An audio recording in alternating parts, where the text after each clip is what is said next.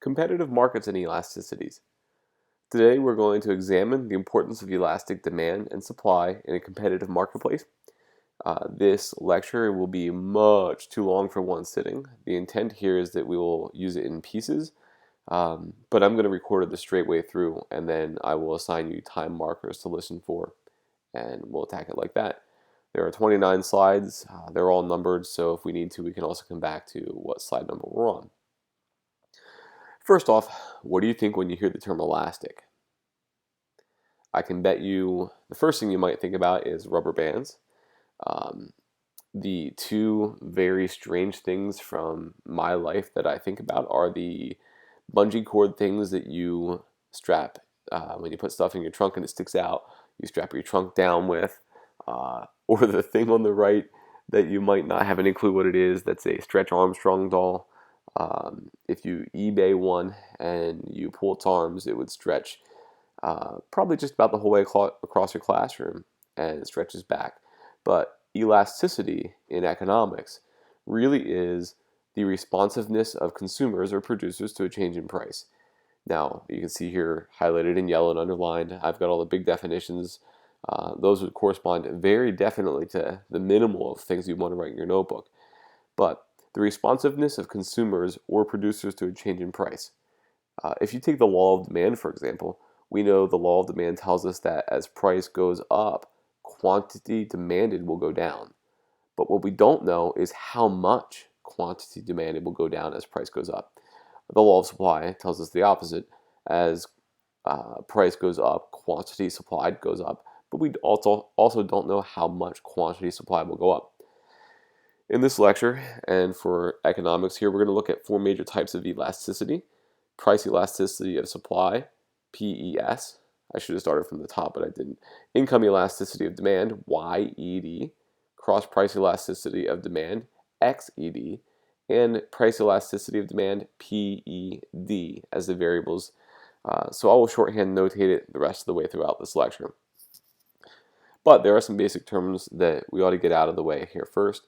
Perfectly inelastic, either demand or supply, whichever way you want to look at it, but that demonstrates a time where any change in price results in no change in quantity, either quantity supplied or quantity demanded.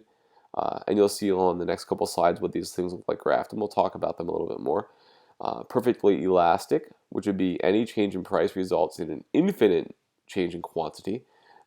This isn't really all that realistic. It's sort of like a limit in math. You can approach it, but you can't get close. It's sort of like absolute zero in temperature scale in Kelvin. You can get close to it, but you can't ever quite get to it. And then unit elastic is when a percent change in price results in the same percent change in quantity. If you haven't noticed yet, elasticities use percent change formulas. Percent changes or percentages here allow us to compare things without units. Often when we look at the demand for one good versus the demand for another good, we can't compare the demand of apples to the demand of oranges. It isn't a fair comparison because they're not the same product. But in a percent comparison, we can. How much something goes up or down as a percent. Since the other part of our linear equations in economics is dollar amount or a price, we also can compare the elasticity of a good in yen versus the elasticity of a good in dollar unless we use percentages. The other thing that percentages allow us to do is actually compare relative value of a change. What I mean by that is a $10 change in a good that costs $100 is different than a $10 good or a $10 change in a price of a good that costs $25,000. When you look at a good that costs $100, a $10 change is significant. When you look at a good that costs $25,000, perhaps a new car, a $10 change isn't going to affect whether or not you really buy that car. Okay. So for my classes, for all of microeconomics, and in fact all of IB economics, I try to number the graphs to keep them orderly so you have an idea of where we're at. So graph number 6 for my classes is a perfectly inelastic either demand or supply graph. And here you have just a vertical line, which demonstrates that any change in price results in no change in quantity supplied or quantity demanded. And if you ask yourself, when might this actually occur, it is sort of like that limit in math, and it can only occur in particular situations, and it's not that common. So what might be something that's very close to perfectly inelastic? That might be something like a required medicine for daily life, like heart medicine or diabetes medicine. It might be something that's highly addictive. If you look at the addictiveness of some illegal drugs, those should have nearly perfectly inelastic demand. What about perfectly inelastic supply? A good that is supplied at any amount regardless of change in price. If the U.S. Air Force commissions the need for the next generation of fighter planes, and they say to the American government that we want um, 500 of these new planes, they're going to buy 500 of those new planes regardless of the price. And you see that with the troubles of the United States government commissioning the F-35 fighter. Uh, it just ballooned in price, but the Defense Department wanted the same number. So perfectly inelastic, you're not going to see a lot. It's like that limit in math. But you will see perfectly inelastic a little bit more than you see perfectly elastic. Perfectly elastic demand or supply would be when the demand or supply curve, and here it's labeled as demand, but it could be either, is perfectly horizontal, whereas a change in price results in an infinite change in quantity. While you won't see it as perfectly horizontal, however, you will see things that come very, very close. The best example I can give you is when we get to studying international economics. The demand curve for a good, when you consider all of world trade, could be nearly perfectly elastic. When you look at the trade for goods like coffee or tea worldwide, a small change in price could result in a nearly infinite change in quantity demanded because there's so much available quantity. So let me go back 1 second and say that you ought to put these graphs in your notes on separate pages. We'll be seeing a little bit more to come with them as we get into price elasticity of demand and price elasticity of supply. Our first big topic, and I know we're going to run into some math, and we will take the time and go through the math. That equation there at the bottom of the screen looks daunting, but the first big measure of elasticity we're going to examine is price elasticity of demand, which measures how much, or the responsiveness of consumers to a change in price of a particular good, how much the consumption will change with a change in price. And again, we're looking at percents. So if you look at it, it's really the percent change formula, percent change in quantity divided by the percent change in price. Percent change is final minus initial divided by initial. So in the numerator, the top part of that equation, you see quantity demanded final minus quantity demanded initial divided by quantity demanded initial. That's percent change of quantity. You see it multiplied by 100, and you see the percent change of quantity divided by the percent change in price, and each are multiplied by 100. A little bit of simple algebra will tell you that you don't really need to do that. They will cancel each other out. The 100s will anyway. So you can do quantity demanded final minus quantity demanded initial divided by quantity demanded initial, all in the numerator, ignoring the times 100. And then price final minus price initial divided by price initial in the denominator, again, ignoring the times 100. And you'll get, after doing some careful math, because there's some tricky order of operations you want to pay attention to, after doing a little bit of careful math, you'll get the price elasticity of demand coefficient. So what you're going to get is a number that has no label or no unit to it. It's just a coefficient that we'll call the price elasticity of demand. What we're going to get is a number for price elasticity of demand that will always be negative. Because it gets very difficult to talk about. So economists will take the absolute value of that number. So what I should really have here for the equation, and I didn't do it, is PED should be an absolute value on the left-hand side of that equation. We'll always get a positive number.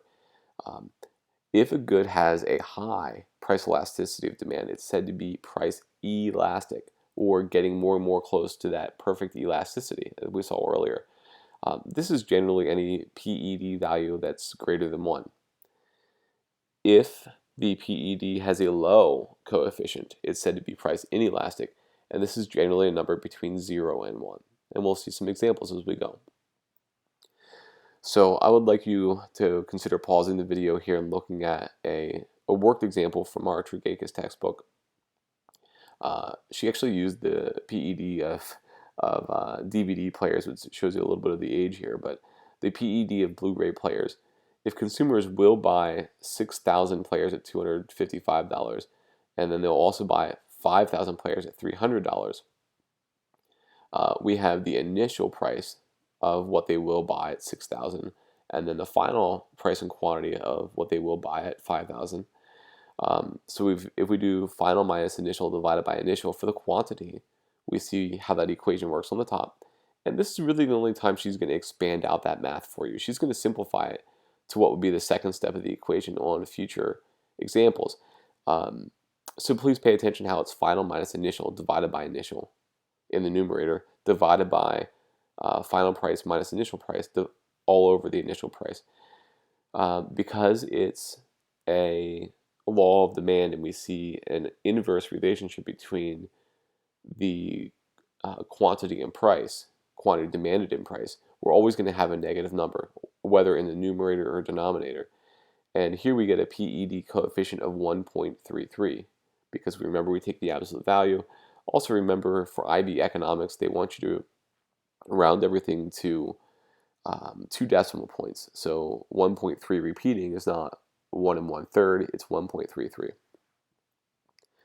For the PED coefficient, you're going to get numbers generally between 0 and 1, sometimes greater than 1, not usually significantly greater than 1 with real-world examples. And I'll show you a couple of those in a couple of slides here. If the value is between 0 and 1, we call that inelastic demand. And you can see the interpretation there on the right. If you see between 1 and infinity, it's called elastic demand. And there, Trigakis has listed some special circumstances. If its PED equals 1, we call it unit elastic. And you can see what that means. And I'll give you some examples of what that looks like as we go through some of our math practice. A PED of equal to 0 or a PED of infinity, again, you're going to be very hard pressed to find things that are actually those. They're very much just like limits in math.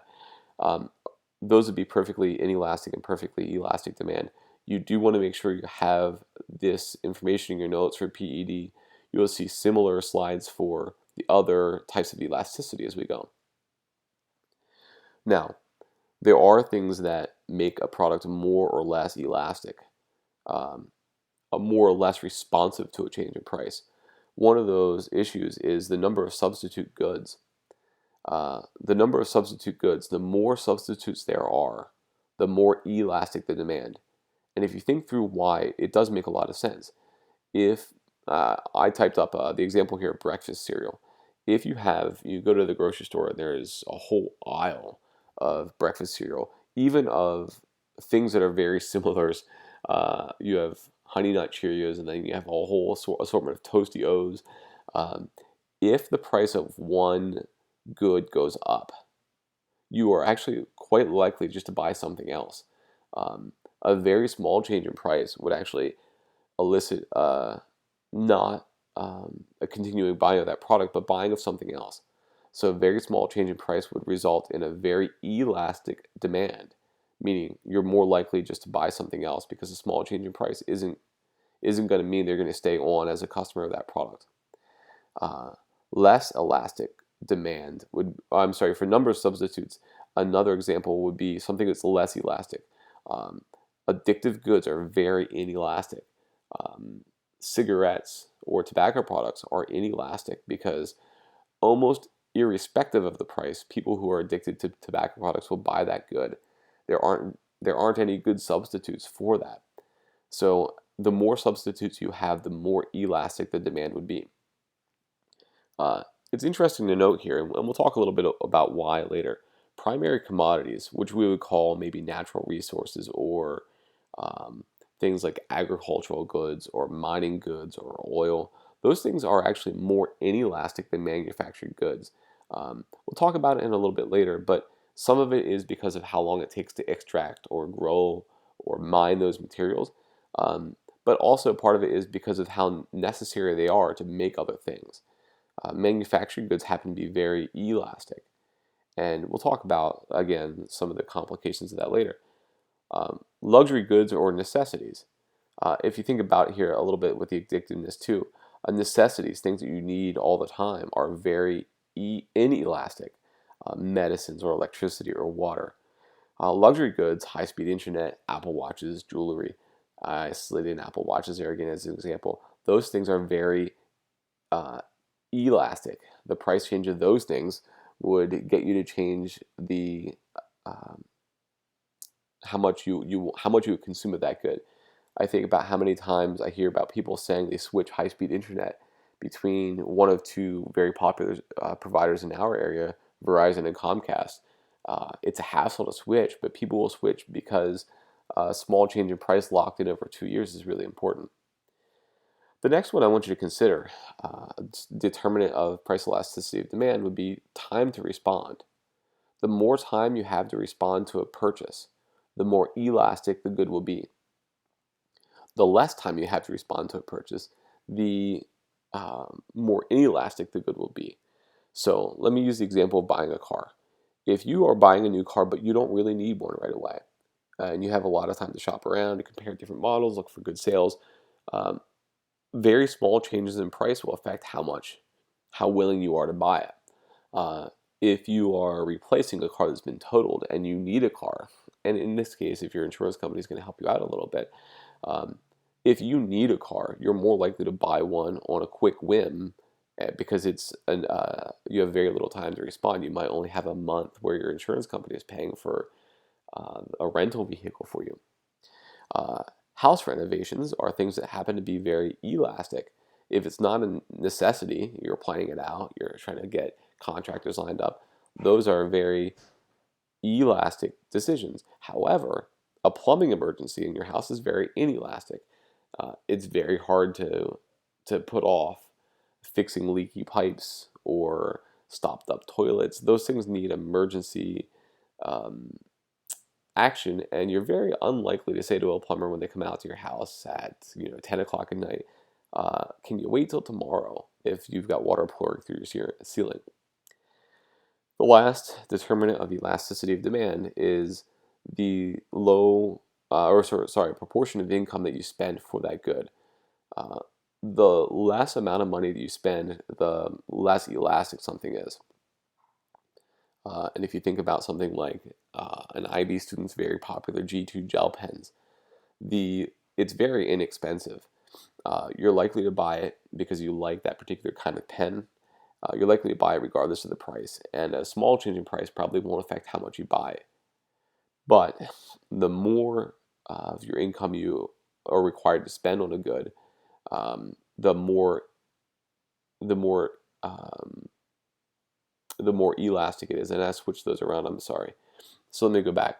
The lower percentage of income you spend, the less elastic it is. You will buy it regardless. I guess I didn't switch it around. The higher proportion of your income you spend, the more elastic it is. If you're buying a new laptop for college and you are looking at all your different options, it's a big chunk of your income you will certainly afford, or you'll certainly shop around for something that's more reasonable for your budget. You will see determinants of price elasticity of demand when being asked to consider um, the responsiveness and price to goods. This might be something you see on a paper 3 assessment. You might be able to work it into a paper 1 answer, an open-ended response, but you are expected to be able to look at real-world examples and consider why or how something might be inelastic or elastic. So there's a really cool textbook called Principles of Economics written by Manku, and I pulled from his textbook some example of real-world elasticities. Eggs, being a primary commodity, goes into lots of different things, are very inelastic, a very low PED value. When we see things like housing, we consider rent or mortgage. Those things are usually very much necessities, healthcare. But when you get to things that have lots of substitutes and aren't necessities, like Mountain Dew, popular soda, those things can be very elastic. or restaurant meals when you have lots of different choices, usually very elastic goods. So you might be asked to consider why something might have a PED value of what it does. Um, you'd be able to you'd be expected to be able to reason through why something might have a high or low PED value. PED has a lot of really important economic tie-in, and one is just how it affects the total revenue of a company. Total revenue, as you see here identified in yellow, is the amount of money received by firms when they sell goods or services. And both on this slide and on the next slide, I have just generic demand curves with values plugged in. So you can really pause this and do the math if you want. But total value, or total revenue, I'm sorry, is equal to the price times the quantity. So sometimes I'll write it out as TR, total revenue, equals P times Q. So at any point on this demand curve, say at point E, you can say the total revenue at point E is $40 times 20 units of the good. So 40 times 20 would be $800 of total revenue. Okay? How this affects PED is if you move toward the midpoint of the line, which I believe here is point C, if you move toward the midpoint of the line, the value of the good, of the total revenue, will become higher and higher until you get to the midpoint. So if you move from point F to point E to point D down toward point C, you will get a very increasing total revenue. Go ahead and do the math; it'll bear itself out. On the other end, if you're in the bottom portion of the curve and you move from point A to point B or point B to point C, you get higher and higher total revenue again until you hit point C. What's interesting to know is the top part of the demand curve is very elastic, and the bottom part of the demand curve is very inelastic. And as you move towards what would be unit elastic, where PED equals 1, you get an increase in total revenue. This is really important for businesses to know. Can you consider the sale of an article of clothing where the producer says we're going to drop the price from $45 to $40? If they know their demand curve, if they know what the demand curve would look like for that particular good, dropping from $45 to $40 will probably make them more money. And it should if ceteris paribus, all else remains equal.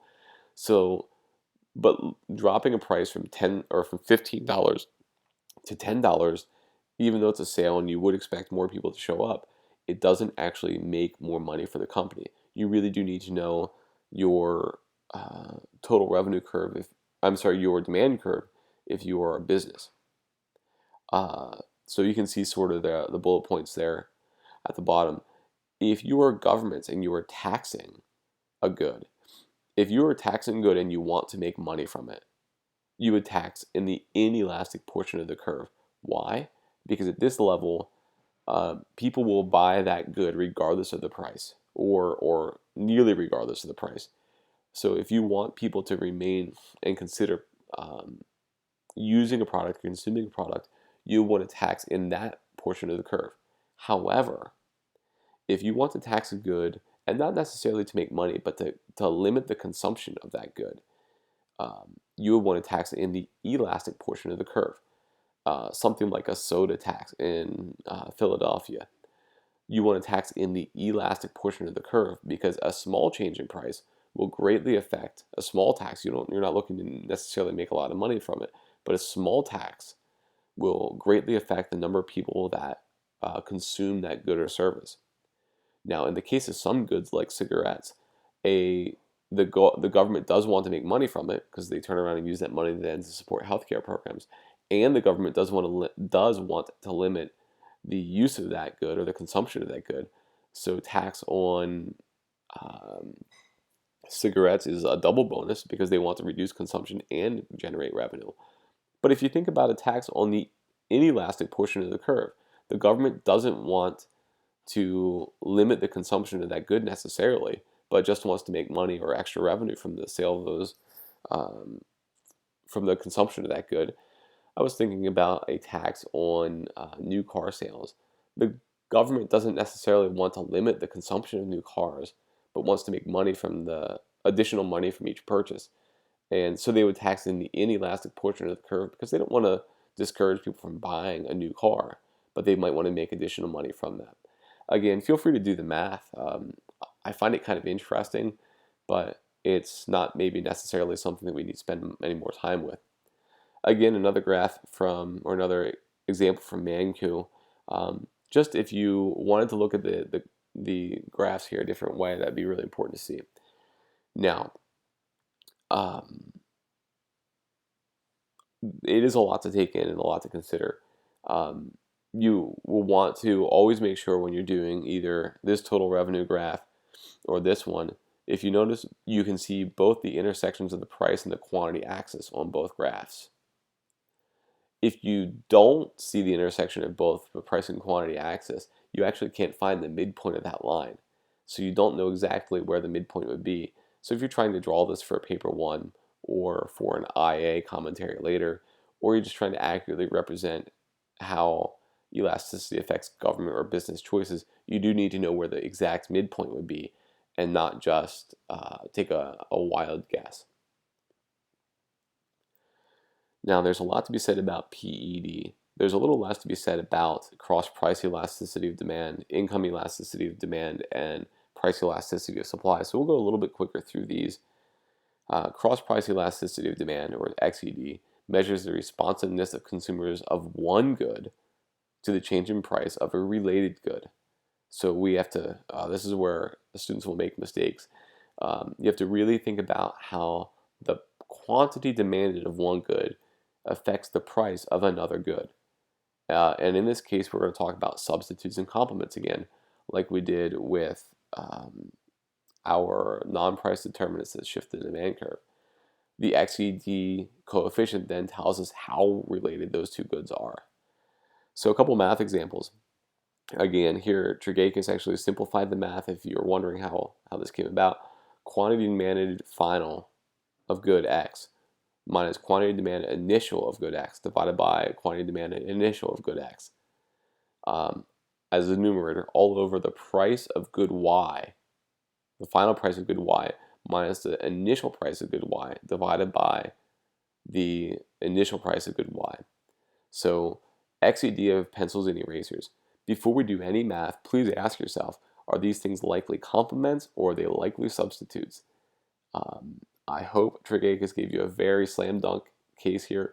These are definitely complements. So you ought to know something about going in.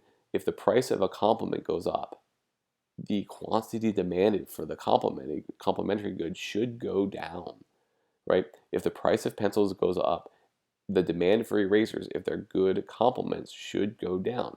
And that should be the case with any complementary good. So we should be getting a number that's a negative coefficient. Remember, the law of demand dictates that as the price goes up, quantity demanded goes down. So, and remember, when we did the PED value, we took the absolute value.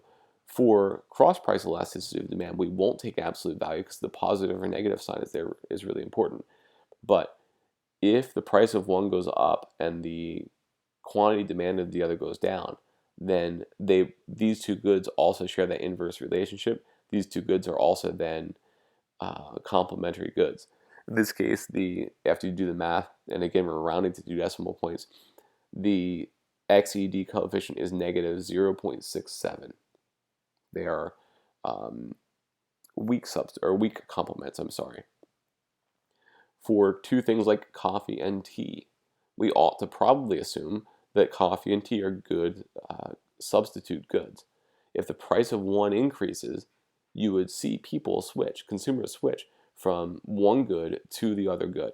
So in this case, if the price of coffee increases from $10 per kilogram, that's a lot of coffee to buy if you're a coffee drinker, $10 per kilogram to $12 per kilogram, then if that happens and then the quantity of tea increases, it's because consumers are switching from coffee to tea. And again, there's a simplified math on the right-hand side, but essentially we're getting a positive coefficient here. Now, here's where things get very tricky. You want to make sure you get this in your notes. And it wouldn't be bad just to continue sort of the chart that you had before with price elasticity of demand. But for XED, if the coefficient is positive, it's a substitute. But I'd like you to be a little bit more discerning than that. If the coefficient is greater than 1, it's a strong substitute. If a coefficient XED coefficient is between 0 and 1, it's a weak substitute. If the coefficient is between 0 and -1, it's a weak complement. Or if it's greater than, I should say less than, right? If it's less than -1, it's a strong complement. If you do the math and you get an answer of 0, those two goods aren't related at all. Um, Perhaps like American flags and desk chairs. I don't know why those two things would go together, but it happens to be in my field of view right now. They might have no relationship. You might get an XED of 0 or gosh darn it, because it's probably like a limit in math very close to 0. So that's XED. It's really important for businesses to know what these things are. If one business has two things that are substitute goods, the Coca-Cola company sells both Coca-Cola and Sprite. They are probably weak substitutes.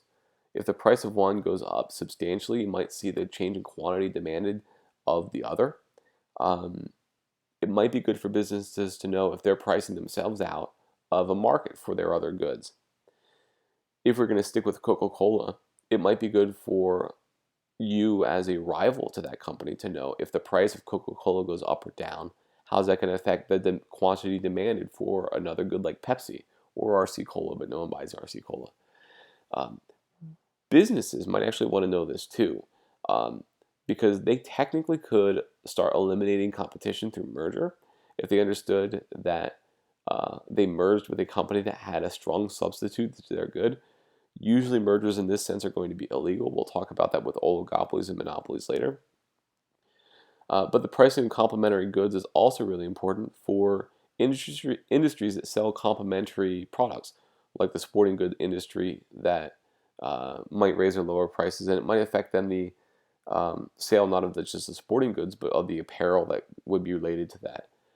If you think about the pricing of airlines and hotels, as the price of airlines tickets goes up, you could suspect the quantity demanded for hotel rooms would probably go down.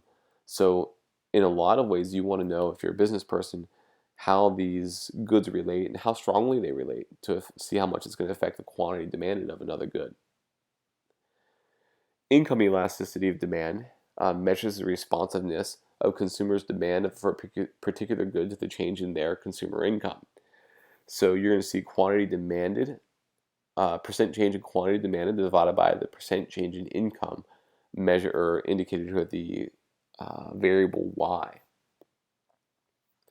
So as an example of math that you would see here, the YED for income and clothing suggests that perhaps, again from Trigakis, that you increase your income from $800 to $1,000 per month, and then your expenditure for clothing goes from $100 to $400 per month. In this case, we actually have dollar values as the numerator, even though we could have total units of clothing bought as a quantity in the numerator. Don't let that throw you. Income always goes on the bottom, and then some representation of a percent change and the quantity goes on top. In this case, we're measuring percent change in quantity by how much money is being spent on the good. So it gets a little tricky to think through which goes on the numerator and denominator. The income always goes on the denominator. Here we get a YED value of 1.6. And we do want to indicate here as well that this is a positive number, because when we're looking at YED, you can get many different values. A YED of greater than 1, a positive YED means that there's a positive relationship. As your income goes up, you buy more of that good. So that good is either a necessity or a normal good if it's between 0 and 1, or if it's greater than 1, if the YED is greater than 1, we would consider it a luxury good. If YED is less than 0, this would be an inferior good, something like imitation or off-label food that you might not buy if your income were high, but as your income goes down, you're going to see an increase in those goods. It's really important to know this, because in recessions, let's start with those inferior goods. In recessions, the producers of inferior goods will want to know as incomes are changing, are either going down or at least slowing down, people are more likely to buy inferior goods. And if you are the producer of those inferior goods, you need to know about the YED relationship. In certain industries, you want to know as your income increases how quickly to expand those industries. The luxury car market, or again, luxury with jewelry. You want to know as income increases, those luxury goods are going to increase at different rates if you know your YED value in your particular market. YED is a pretty simplistic number to calculate and is not all that terrible to understand. The last of them would be price elasticity of supply, which, much like PED, it's calculated the same way. It's going to tell us the measurement of the responsiveness of a producer of a particular good to the change in price of that good. Remember, the law of demand says that as the price of a good goes up, quantity supplied of that good should go up. So you can suspect, and you should know, that we will always get a positive number here then. To find the PES, thank you, Trick here. It's not page 48. I forgot to change that number. The PES of strawberries, I think is actually page 69. Looking at the next slide here. The PES of strawberries, if the price goes up from 3 to 350 per kilogram, again, lots of strawberries being supplied, quantity supplied increases from 1,000 tons to 1,100 tons. She reduces the equation there in the second step and comes out with a PES coefficient of plus 5.9 or 0.59. You will always get a PES value greater than 1, or I'm sorry, greater than 0. It's always going to be a positive number, no need for the absolute value here. A PES greater than 0 but less than 1 is inelastic supply, or greater than 1 is elastic supply. And just like PED, we can talk about the similar responsiveness or unresponsiveness there. We talked earlier about elastic and inelastic and unit elastic demand. Here we have perfectly inelastic and perfectly elastic supply, as we talked about, would considerably be like limits in math, but it's good to know how those exist. Now, for those of you being perfect with drawing your paper, open-ended response, paper 1 graphs, PES, if it's inelastic, please look at that graph at the top left. Inelastic PES will always cross through the quantity axis, whereas elastic supply will always cross through the price axis. Mathematically, there's some reasoning why here that's not necessary for our lecture. And then I included just down below, perfectly unit elastic will always go through the origin, but perfectly inelastic and elastic you draw as such, but we kind of talked about that earlier. Just like PED, there are things that you would be able to say about PES, or price elasticity of supply, things that would allow producers to know how much to expect a change in price would affect their ability to change supply. The first, as we had mentioned sort of before, is the amount of time. If you're a producer and there's a very short amount of time between the price change and your ability to supply more good, a very short amount of time means you are likely to be very inelastic. You can't quickly change to meet production to meet those new changes in price. The more time you have, so the longer amount of time actually equals more elastic supply. You're able to change your production to match pricing either up or down. That one makes a good deal of sense. So I think there's this next one, mobility of the factors of production. In other words, can you change your factors of production from one thing to make another thing? If your factors of production are very mobile, you will see very elastic supply. During World War II, a lot of industries in the United States were asked or commissioned or told to switch to making another thing. Some auto manufacturers were making then automobiles or airplanes for the U.S. military. If you can do that, you have a very elastic price elasticity of supply. You can change as the marketplace changes. If you have factors of production that aren't very easily changeable, if you try to take school teachers and now the market dictates that there's a need to take those teachers and do something else with them, like um, aeronautical engineering, you're not going to get a very quick result because you can't change your factors of production quickly. You have very inelastic supply in some industry because your factors of production aren't very mobile. The last two here do take a little bit of brain power, so I ask you to stick with me. The ability to store stock is whether or not a firm can actually, using an American term, whether they can warehouse a product. If you have warehouses and you can store your product in and your product won't expire, won't go bad, you actually have a very elastic price elasticity of supply. Thinking about why that is, if you can put things on shelves and sell them as price goes up or down, or if you can empty your stock from a shelf as the price goes up, you have a very elastic ability to respond to changing prices. If you can't store your excess product, you have to sell it at whatever the market price dictates.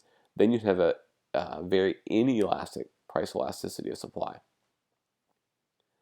The last example here of a determinant of price elasticity of supply is the amount of unused capacity. Now, capacity and the ability to store stock are not the same, but students often get them confused or flipped. Um, Unused capacity means whether or not you're operating at full potential or not. So I've worked for many manual labor companies, and some of them only operate one shift or 8 hours a day. They technically aren't operating at full capacity. I worked for some places that would only manufacture, would only run their machines for 8 hours a day, and then they would turn everything off, and people go home at night, and they would come in the same time the next morning and operate again for a full 8 hours that day. But those firms could operate at full capacity and operate all 24 hours a day, running their machines nonstop and getting different waves of workers to come in, different shifts of workers. Firms operating at full capacity, firms that are operating at full capacity, are very inelastic to supply. They don't really have more opportunity to produce more than what they already are. But firms that are not operating at full capacity, those businesses, those industries that I've worked for that are manufacturing, but only manufacturing for part of the day, have an opportunity to operate at full capacity if if the market dictated. If you think about public schooling in the United States, we operate 10 months out of the year. If we wanted to, we could use that unused capacity and run summer school, operate throughout the school year in different ways, and get a lot more use out of the public buildings that the government has paid for. Now, one last thing I want to say is about price elasticity of supply in primary commodities, sort of like what we did with price elasticity of demand. Primary commodities often have a very low or very inelastic PES. It takes a very long time to produce these goods, and often these goods then are tied to the production of other goods, the factors of production of other goods. Producers already operating at full capacity know that you can't just farm more fields if you've already farmed them all. So primary commodities, farm fields or oil wells or mining, those people are probably already operating at full capacity, and it takes a long time to reap profit from that. Um, the PES of those primary goods is very low. As such, and we'll see this throughout the rest of our course, those primary commodities and industries or countries that rely solely on them see a very significant problem when you have price fluctuations in the global price of those goods. Price fluctuations can severely hurt producers of primary commodities and also countries that rely on those. Um, if you think about a lot of the oil producing countries, some countries only produce oil, or that's really all their exports. As the price of oil fluctuates greatly as a primary commodity, a great fluctuation in price has big boom and bust periods for these countries. We'll talk about it more later in development economics, but those boom periods where they're reaping all this extra money is equally as bad as the bust periods where they don't have any money coming in. And we'll talk about why, but those fluctuations are very difficult. Something very important to pay attention to with primary commodities that go into so many other things. So I wanted to recap a little bit how important for consumers, producers, and the government, or stakeholders, we'll call them, the understanding of elasticity. And these are things that we've already really said. But take a moment and think back through your notes and see if you've written these things down. That elasticity is a little bit of simple calculation if you can keep everything ordered together correctly. But it's really important for considering the long view of how businesses and governments and producers are changing and are relating to the price changes in the economy.